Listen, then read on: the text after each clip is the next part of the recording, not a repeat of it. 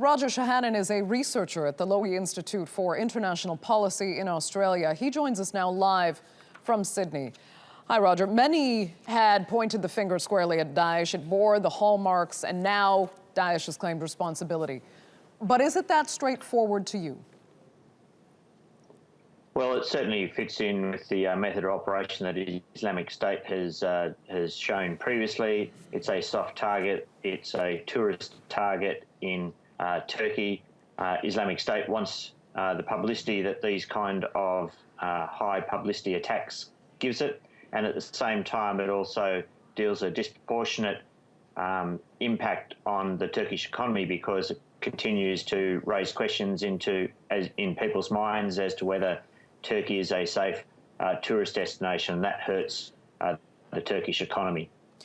But then do you think mistakes were made security-wise here? Should there have been protection for a gathering of hundreds of people on a holiday? Well, I suppose part of the problem is the enormity of the problem in a country as large as Turkey and in a city as large as is Istanbul as well. You can't have perfect security in every location. Certainly, this would have been a high-profile soft target, but there would be hundreds, if not thousands, of similar locations around Istanbul. And until we get a complete set of information, we still won't know until then exactly whether the security that was provided was appropriate. And what do you make of the search for the attacker ongoing now?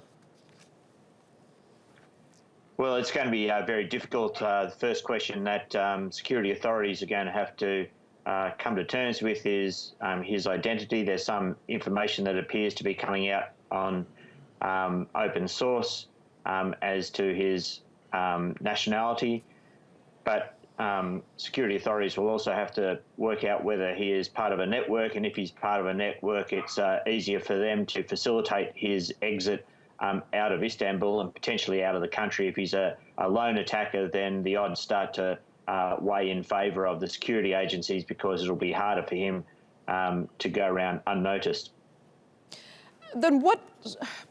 this is such a broad question, but if we can just get your expertise on it while you're here, what kind of strategy do you think Turkey and other countries in the region can employ going forward? Or are they doing the best they can in this fight against terrorism that's really unprecedented? Well, I mean, it's very difficult, as you point out. We all would love 100% security, but that requires 100% certainty of intelligence, and that just doesn't occur. We've seen in other Western countries that individual attackers who have access to an automatic weapon wanting to attack a soft target with very little signature or pre-warning of the attack is virtually impossible to stop. Turkey faces the additional problem that it has a 900-kilometre long border with Syria, and so the kind of people who may have expertise from fighting in Syria or receive operational direction from Syria, the first place they're going to come to, more often than not, is going to be Turkey. So Turkey has a particular problem, but it's a problem that many other countries face, and the unfortunate reality is if you have a committed individual attacker who only wants to attack a soft target, then it's virtually impossible to stop them without perfect intelligence. Okay, Rodger, we're going to have to leave it there. Thank you so much for joining us with your insight from Sydney.